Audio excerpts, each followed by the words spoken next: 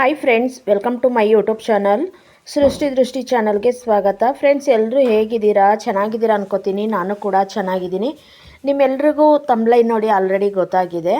ಇವತ್ತಿನ ವಿಡಿಯೋ ನಿಮಗೂ ಇಷ್ಟ ಆಗುತ್ತೆ ಅಂದ್ಕೊಂಡಿದ್ದೀನಿ. ಇಷ್ಟ ಆಗಿದರೆ ಅತಿ ಹೆಚ್ಚು ಶೇರ್ ಮಾಡಿ, ಕಮೆಂಟ್ ಮಾಡಿ, ಲೈಕ್ ಕೊಡಿ, ಸಪೋರ್ಟ್ ಮಾಡಿ. ನಾನು ತುಂಬ ದಿವಸದಿಂದ ಯಾರೂ ವಿಡಿಯೋನ ಕರೆಕ್ಟಾಗಿ ಪೂರ್ತಿ ನೋಡ್ತಾ ಇಲ್ಲ, ಮತ್ತು ಲೈಕು ಕಮೆಂಟು ಬರ್ತಾಯಿಲ್ಲ. ದಯವಿಟ್ಟು ಆ ರೀತಿ ಮಾಡಬೇಡಿ. ನೀವು ಒಂದು ವಿಡಿಯೋ ನೋಡಿ ಒಂದು ಲೈಕು ಒಂದು ಕಮೆಂಟ್ ಕೊಟ್ಟರೆ ನಮಗೆ ಮುಂದಿನ ವಿಡಿಯೋಗೆ ಪ್ರೋತ್ಸಾಹ ಕೊಟ್ಟಂಗಾಗುತ್ತೆ. ನಿಮ್ಮ ಮನೆಯ ಮಗಳು ಅಂತ ತಿಳ್ಕೊಳ್ಳಿ. ದಯವಿಟ್ಟು ಸಪೋರ್ಟ್ ಮಾಡಿ ಅಂತ ಕೇಳ್ಕೊತೀನಿ. ಈ ದೋಸೆ ಮಾಡೋದಕ್ಕೆ ಅಕ್ಕಿನೂ ಬೇಡ, ಉದ್ದಿನ ಬೇಳೆನೂ ಬೇಡ, ಅಕ್ಕಿ ನೆನೆಸೋದು ಬೇಡ, ರುಬ್ಬೋದು ಬೇಡ.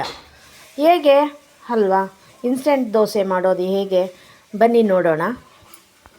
ನಾನಿಲ್ಲಿ ದೋಸೆ ಮಾಡೋದಕ್ಕೆ 1 ಕಪ್ಪು ರವೆನ ತಗೊಂಡಿದ್ದೀನಿ. ಹಾಗೆ 1 ಕಪ್ಪು ಅಕ್ಕಿ ಹಿಟ್ಟನ್ನು ತಗೊಂಡಿದ್ದೀನಿ. ಹಾಗೆ ಸ್ವಲ್ಪ ಈರುಳ್ಳಿನ ತಗೊಂಡಿದ್ದೀನಿ. ಹಾಗೆ ಸ್ವಲ್ಪ ಹಸಿಮೆಣ್ಸಿಕಾಯಿ ಕೂಡ ತಗೊಂಡಿದ್ದೀನಿ. ಕೊತ್ತಂಬರಿ ಸೊಪ್ಪು ತಗೊಂಡಿದ್ದೀನಿ. ಜೀರಿಗೆ ತಗೊಂಡಿದ್ದೀನಿ.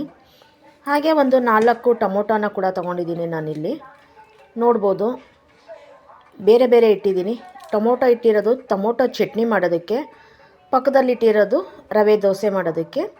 4 ಟೊಮೊಟೊ, 3 ಈರುಳ್ಳಿ, ಖಾರಕ್ಕೆ ಒಣಮೆಣಸಿನ್ಕಾಯಿ, ಹಾಗೆ ಬೆಳ್ಳುಳ್ಳಿ 1 ಗೆಡ್ಡೆ, 1 ಸ್ಪೂನ್ ಜೀರಿಗೆ, ರುಚಿಗೆ ತಕ್ಕಷ್ಟು ಉಪ್ಪು, ಸ್ವಲ್ಪ ಕೊತ್ತಂಬರಿ ಸೊಪ್ಪು. ಇದಿಷ್ಟು ಟೊಮೊಟೊ ಚಟ್ನಿಗೆ. ಮತ್ತು ಈ ಕಡೆ ಕೊತ್ತಂಬರಿ ಸೊಪ್ಪು 1 ಸ್ಪೂನು, ಜೀರಿಗೆ, 1 ಈರುಳ್ಳಿ ಸಣ್ಣದಾಗಿ ಕಟ್ ಮಾಡಿ ಇಟ್ಕೊಂಡಿದ್ದೀನಿ. ಹಾಗೆ ಖಾರಕ್ಕೆ ಹಸಿಮೆಣ್ಸಿಕಾಯಿನೂ ಕೂಡ ತೊಗೊಂಡಿದ್ದೀನಿ. ಇವಾಗ ನಾವು ರವೆನ ಕಲಿಸ್ಕೊಳ್ಳೋಣ. 1 ಕಪ್ಪು ರವೆಗೆ 1 ಕಪ್ಪು ಅಕ್ಕಿ ಹಿಟ್ಟನ್ನು ಹಾಕ್ಕೊಂಡಿದ್ದೀನಿ ನಾನು.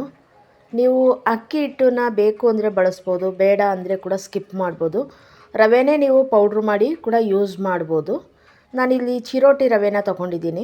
1 ಕಪ್ಪು ಅಕ್ಕಿ ಹಿಟ್ಟಿಗೆ 1 ಕಪ್ಪಷ್ಟು ಚಿರೋಟಿ ರವೆನ ತೊಗೊಂಡಿದ್ದೀನಿ. ಇವಾಗ ಕೊತ್ತಂಬರಿ ಸೊಪ್ಪನ್ನ ಕೂಡ ನಾನು ವಾಶ್ ಮಾಡಿ ಕಟ್ ಮಾಡಿ ಇಟ್ಕೊಂಡಿದ್ದೆ, ಹಾಕೋತಾ ಇದ್ದೀನಿ. ಹಾಗೆ ಖಾರಕ್ಕೆ ಹಸಿಮೆಣ್ಸಿಕಾಯಿ ಕೂಡ ಹಾಕ್ಕೊಂಡಿದ್ದೀನಿ. ನೀವು ಇದಕ್ಕೆ ಮೆಣಸು ಕೂಡ ಸಣ್ಣದಾಗಿ ಪೌಡ್ರ್ ಮಾಡಿ ಹಾಕ್ಕೊಬೋದು. ನಾನಿಲ್ಲಿ ಹಾಕಿಲ್ಲ. ರುಚಿಗೆ ತಕ್ಕಷ್ಟು ಉಪ್ಪನ್ನ ಹಾಕಿದ್ದೀನಿ. ಓಂಕಾಳು ಕೂಡ ನೀವು ಹಾಕ್ಕೊಬೋದು. ಅದು ಒಳ್ಳೆ ಘಮ ಬರುತ್ತೆ, ಅದು ಒಂಥರ ಟೇಸ್ಟ್ ಕೊಡುತ್ತೆ. ನಾನಿಲ್ಲಿ ಸಿಂಪಲ್ಲಾಗಿ ಅರ್ಜೆಂಟಲ್ಲಿ ಮಾಡ್ಕೋತಾ ಇರೋದ್ರಿಂದ ನಾನು ಇಷ್ಟು ಐಟಮ್ನ ನಾನು ಹಾಕಿ ಮಾಡ್ಕೋತಾ ಇದ್ದೀನಿ. ಹಾಗೆ ಇವಾಗ ಕಪ್ ಅಳತೆ, ನಾನು ಯಾವ ಕಪ್ಪಲ್ಲಿ ನಿಮಗೆ ರವೆ ತಗೊಂಡು ತೋರಿಸಿದೆ ಅದೇ ಕಪ್ಪಲ್ಲೇ ನಾನು ಇವಾಗ 5 ಕಪ್ಪು ನೀರನ್ನ ಹಾಕೋತಾ ಇದ್ದೀನಿ. ನೋಡ್ಬೋದು ಒಂದೊಂದೇ ಕಪ್ಪನ್ನ ಹಾಕೋತಾ ಇದ್ದೀನಿ. ಅಳತೆ ತೋರಿಸ್ತಾ ಇದ್ದೀನಿ ನಾನಿಲ್ಲಿ. ಇದು ಗಂಟು ಕೂಡ ಆಗೋದಿಲ್ಲ. ರವೆ ಅಕ್ಕಿ ಹಿಟ್ಟು 2 ಕೂಡ ಮಿಕ್ಸ್ ಮಾಡಿ ನಾವು ಮಾಡೋದ್ರಿಂದ ಗಂಟು ಕೂಡ ಆಗೋದಿಲ್ಲ. ಈಸಿಯಾಗಿ ಮಾಡ್ಕೊಬೋದು. ಗಡಿಬಿಡಿಯಲ್ಲಿ ಮಾಡಿದ್ರೂ ಕೂಡ ಬಹಳ ರುಚಿಯಾಗಿರುತ್ತೆ ನಾವು ಇಲ್ಲಿ ಮಾಡ್ಕೊಳ್ಳೋದು. ಮಕ್ಕಳು ಕೂಡ ತುಂಬಾ ಇಷ್ಟಪಟ್ಟು ತಿಂತಾರೆ. ಹಾಗೆ ಡಬ್ಬಿಗೂ ಕೂಡ ಹಾಕಿ ಕಳಿಸ್ಬೋದು. ಡಬ್ಬಿಗೂ ಕೂಡ ಹಾಕ್ಬೋದು. ಮಧ್ಯಾಹ್ನದ ಊಟಕ್ಕೂ ಕೂಡ ಮಾಡ್ಕೊಬೋದು. ಸಂಜೆ ಸ್ನ್ಯಾಕ್ಸ್ಗೂ ಕೂಡ ಮಕ್ಳಿಗೆ ಮಾಡ್ಕೊಳ್ಬೋದು. ಯಾರಾದರೂ ಗೆಸ್ಟ್ ಬಂದರು ಅಂದರೆ ಏನು ತಿಂಡಿ ಮಾಡಿಲ್ಲ, ಏನಪ್ಪ ಮಾಡೋದು ಅರ್ಜೆಂಟಲ್ಲಿ ಅಂತ ಹೇಳುವಾಗ ನಾವು ಈಗ ತರಕಾರಿ ಎಲ್ಲ ಕಟ್ ಮಾಡಿ ಪಲಾವ್ ಮಾಡೋದಕ್ಕೆ ಟೈಮ್ ಎಲ್ಲ ತೊಗೊಳುತ್ತೆ ಯಾರಾದರೂ ಬಂದಾಗ. ಈ ರೀತಿ ಮಾಡಿ ನೋಡಿ, ಅವ್ರಿಗೂ ಕೂಡ ತುಂಬ ಇಷ್ಟ ಆಗುತ್ತೆ ಈ ದೋಸೆ. ಅಷ್ಟೇ ರುಚಿಕರ ಕೂಡ ಆಗಿರುತ್ತೆ. ನೋಡೋದು ನಾನು ಸೋಡಾ ಹಾಕಿಲ್ಲ, ಹೀನ ಹಾಕಿಲ್ಲ, ಏನೂ ಇಲ್ಲ. ಹಾಗೆ ಮಾಡ್ತಾ ಇರೋದು. ಅಷ್ಟೇ ಗರಿಗರಿಯಾಗಿ ಕೂಡ ಬರುತ್ತೆ, ಅಷ್ಟೇ ರುಚಿಕರವಾಗಿರುತ್ತೆ. ಇವಾಗ ನೋಡಿ ಇನ್ನೂ ಕಪ್ಪು ನೀರು ಹಾಕ್ಕೋತಾ ಇದ್ದೀನಿ ನಾನು. ಸ್ವಲ್ಪ ತೆಳುಗೆ ಇರಬೇಕು ನೀರು. ಇದು ತೋರಿಸ್ತಾ ಇದ್ದೀನಿ ನೋಡಿ. ಒಂದು ಕೈಲಿ ಮೊಬೈಲ್ ಹಿಡ್ಕೊಂಡು ಒಂದು ಕೈಲಿ ಹಾಕೋತಾ ಇದೆ. ಈಗ ಮೊಬೈಲ್ನ ಒಂದು ಕಡೆ ಇಟ್ಟು ನಾನು ನಿಮಗೆ ತೋರಿಸ್ತಾ ಇದ್ದೀನಿ. ಮತ್ತು 2 ಕಪ್ಪು ನೀರನ್ನ ಹಾಕ್ಕೊಂಡೆ. ನಾವೀಗ 1 ಸ್ಪೂನಿಂದ ನಾವು ಚೆನ್ನಾಗಿ ಮಿಕ್ಸ್ ಮಾಡ್ಕೊಳ್ಳೋಣ. ನೀವು ಎಲ್ಲ ಆಗೋವರೆಗೂ ಕೂಡ ಕೈಯಲ್ಲೇ ಕೂಡ ಮಿಕ್ಸ್ ಮಾಡ್ಕೊಬೋದು, ಇಲ್ಲ ಸ್ಪೂನಲ್ಲಿ ಮಾಡ್ಕೊತೀನಿ ಅಂದರೂ ಮಾಡ್ಕೊಬೋದು. ನೋಡಿ ಸೌಟ ಅಜ್ಜಿ ಎತ್ತಿದ್ರೆ ಈ ರೀತಿ ಇರಬೇಕು. ನಿಮಗೆ ಟೈಮ್ ಇತ್ತು ಅಂದರೆ ಕೂಡ ಒಂದು 10 ನಿಮಿಷ ಬಿಡ್ಬೋದು ರೆಸ್ಟ್ ಮಾಡೋದಕ್ಕೆ. ನಾನಿಲ್ಲಿ ಇನ್ಸ್ಟೆಂಟಾಗಿ ಮಾಡ್ಕೋತಾ ಇರೋದ್ರಿಂದ ಅಲ್ಲಿ ಕಲಸಿ ಇಟ್ಕೊಂಡು ಅಲ್ಲೇ ಮಾಡ್ಕೋತಾ ಇರೋದ್ರಿಂದ ನಾನು ಡೈರೆಕ್ಟಾಗಿ ತೋರಿಸ್ತಾ ಇದ್ದೀನಿ. ನಿಮಗೆ ಟೈಮ್ ಇತ್ತು ಅಂದರೆ ಕೂಡ ಇನ್ನೂ ಸ್ವಲ್ಪ ಹೊತ್ತು ಬಿಡ್ಬೋದು ಹಿಟ್ಟನ್ನು. ಇವಾಗ ಒಂದು ತವನ ಇಟ್ಟಿದ್ದೀನಿ ನಾನು. ಈ ತವಕ್ಕೆ ಈರುಳ್ಳಿ ಕಟ್ ಮಾಡಿ ನಾನು ಉಜ್ಜೋಣ. ಈ ದೋಸೆ ಸುಮಾರು ಜನ ಹೇಳ್ತಾರೆ, ನಮ್ಮ ಮನೇಲಿ ಸಿಸ್ಟರ್ ದೋಸೆ ಬರೋದಿಲ್ಲ ತವದ ಮೇಲೆ ಅಂತ ಹೇಳಿ. ಆ ಥರ ಆದವ್ರಿಗೆ ನೋಡಿ ನಾನು ಹೇಳ್ತೀನಿ, ಈ ಥರ ತವ ಕಾಯೋದಕ್ಕೆ ಇಟ್ಬಿಟ್ಟು ಒಂದು ಸಣ್ಣದಾಗಿ ಈರುಳ್ಳಿನ ಕಟ್ ಮಾಡಿ ಅದ್ರ ಮೇಲೆ ಹಾಕ್ಬಿಟ್ಟು ಒಂದು 5 ನಿಮಿಷ ರೋಸ್ಟ್ ಮಾಡಿ ಅದ್ರ ಮೇಲೆ ರೋಸ್ಟ್ ಮಾಡಿ ಉಜ್ಜಿ ತೊಳೆದ್ಬಿಟ್ಟು ಆಮೇಲೆ ನೀವು ದೋಸೆನ ರೆಡಿ ಮಾಡ್ಕೊಬೋದು. ಈ ಪಕ್ಕದಲ್ಲಿ ಒಂದು ಬಾಣಲಿನ ಇಟ್ಟಿದ್ದೀನಿ ನಾನು ಟೊಮೊಟೊ ಚಟ್ನಿ ಮಾಡ್ಕೊಳ್ಳೋದಕ್ಕೆ. ಈರುಳ್ಳಿ ಟೊಮೊಟೊ ಫ್ರೈ ಮಾಡ್ಕೊತಾ ಇದ್ದೀನಿ. ಸಾಫ್ಟ್ ಆಗಬೇಕು, ಹಾಗಾಗಿ ಬಾಣಲಿನ ಇಟ್ಕೊಂಡಿದ್ದೀನಿ. ನಾನಿಲ್ಲಿ 1 ಸ್ಪೂನಷ್ಟು ಎಣ್ಣೆನ ಹಾಕ್ಕೊಂಡಿದ್ದೀನಿ.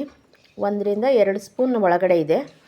ಹಾಗೆ ಬ್ಯಾಡಗೆ ಮೆಣಸಿನ್ಕಾಯಿ, ಖಾರದ ಮೆಣಸಿನ್ಕಾಯಿ, ಕಲ್ಲರ್ಗೆ ಬ್ಯಾಡಗೆ ಮೆಣಸಿನ್ಕಾಯಿ ಹಾಕಿದ್ದೀನಿ ಒಂದೇ ಒಂದು, ಖಾರದ ಮೆಣಸಿನ್ಕಾಯಿನ ಒಂದು 5-6 ಹಾಕಿದ್ದೀನಿ.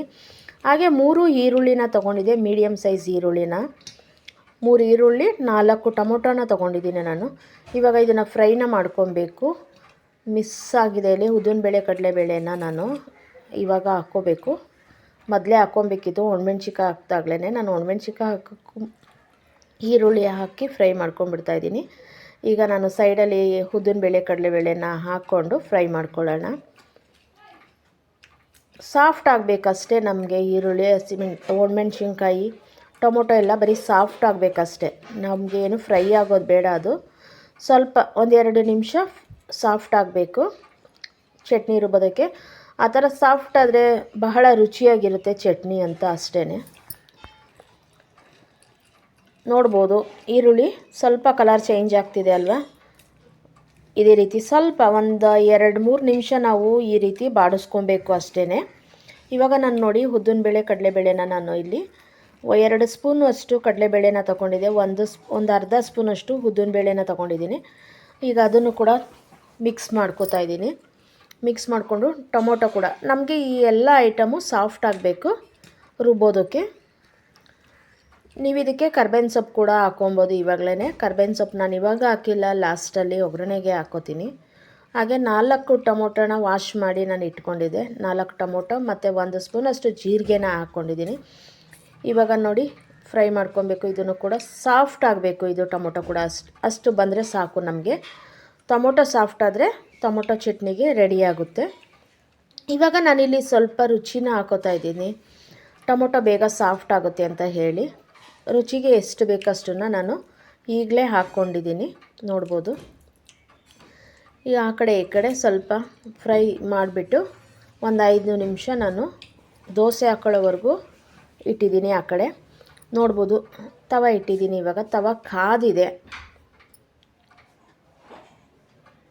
ಒಂದು ಅರ್ಧ ಸ್ಪೂನಷ್ಟು ಆಯಿಲ್ನ ಹಾಕ್ಕೊಂಡಿದ್ದೀನಿ ನಾನು. ಈಗ ಈರುಳ್ಳಿ ತಗೊಂಡು ಒಂದು ಚಾಕುಗೆ ನಾನು ಚುಚ್ಕೊಂಡಿದ್ದೀನಿ ಈರುಳ್ಳಿನ. ಸ್ವಲ್ಪ ಹವೆ ಹೊಡೆಯುತ್ತೆ ಅಂತ ಹೇಳಿ, ಬೇಗ ಬೇಗ ಮಾಡೋದಕ್ಕೆ ಆಗೋದಿಲ್ಲ ಅಂತ ಹೇಳಿ ನಾನು ಈ ರೀತಿ ಚಾಕುಗೆ ಈರುಳ್ಳಿನ ಹಾಕ್ಕೊಂಡು ಫ್ರೈ ಆ ಕಡೆ ಈ ಕಡೆ ತವಕ್ಕೆ ಉಜ್ಜುತ್ತಾ ಇದ್ದೀನಿ. ಈ ರೀತಿ ಮಾಡೋದ್ರಿಂದ ತವ ದೋಸೆ ಚೆನ್ನಾಗಿ ಬರುತ್ತೆ ಮತ್ತು ತವಾನೂ ಬಾಳಕೆ ಬರುತ್ತೆ. ನೀವು ಈರುಳ್ಳಿನ ಕಟ್ ಮಾಡಿ ಕೂಡ ಒಂದು ಈರುಳ್ಳಿನ ಫ್ರೈ ಮಾಡಿಬಿಟ್ಟು ನೀವು ಯೂಸ್ ಮಾಡ್ಬೋದು. ನೋಡಿ ಇವಾಗ ಚೆನ್ನಾಗಿ ತವ ಕಾದಿದೆ. ಇವಾಗ ನೀವು ಸ್ವಲ್ಪ ನೀರು ಚಿಮ್ಕಿಸ್ಬಿಟ್ಬೇಕಾದ್ರೂ ಕೂಡ ನೀವು ದೋಸೆನ ಹಾಕ್ಕೊಬೋದು. ಈ ದೋಸೆ ಹೇಗೆ ಬೇಕಾಗಿ ಹರಡಿದ್ರೂ ಕೂಡ ದೋಸೆ ಅದಾಗದೇ ಎದ್ದು ಬರುತ್ತೆ. ನಾವೇನು ಅದನ್ನು ದೋಸೆ ಕಿತ್ತೋಗುತ್ತೆ ಅಂತ ಏನು ಯೋಚನೆ ಮಾಡೋ ಅಂಥದ್ದೇ ಇರೋದಿಲ್ಲ. ನೋಡಿ ನಾನು ಸಣ್ಣದಾಗಿ ಕಟ್ ಮಾಡಿರೋಂತಹ ಈರುಳ್ಳಿನ ಸ್ವಲ್ಪ ಹಾಕ್ಕೊಂಡಿದ್ದೀನಿ. ನಾನು ಹಿಟ್ಟಿಗೆ ಈರುಳ್ಳಿನ ಕಲಿಸ್ಕೊಂಡಿಲ್ಲ, ನಾನು ಮೊದಲೇ ನಿಮಗೆ ಕಟ್ ಮಾಡಿ ಇಟ್ಟಿರೋದು ಈರುಳ್ಳಿ ತೋರಿಸಿದ್ದೆ. ಮೊದಲೇ ಹಾಕ್ಕೊಂಡಿಲ್ಲ, ಮೊದಲೇ ಹಾಕ್ಕೊಬಾರ್ದು. ಹೀಗೆ ಫಸ್ಟ್ ದೋಸೆ ಹಾಕುವಾಗಲೇ 1-2 ಕಟ್ ಮಾಡಿರೋ ಈರುಳ್ಳಿ ಹಾಕಿ ಆಮೇಲೆ ದೋಸೆ ಬಿಟ್ಟರೆ ತುಂಬಾ ಚೆನ್ನಾಗಿರುತ್ತೆ. ನೋಡ್ಬೋದು ಈ ರೀತಿ ಹರಡ್ಕೊಡಿ ದೋಸೆನ. ಹರಡಾದಮೇಲೆ ನೀವು ಪ್ಲೇಟ್ ಮುಚ್ಚಬೇಕು ಅಂತಲೇ ಏನೂ ಇಲ್ಲ. ನೋಡ್ಬೋದು ಒಂದು ಅರ್ಧ ಸ್ಪೂನಷ್ಟು ನಾನು ಆಯಿಲ್ನ ಹಾಕಿದ್ದೀನಿ.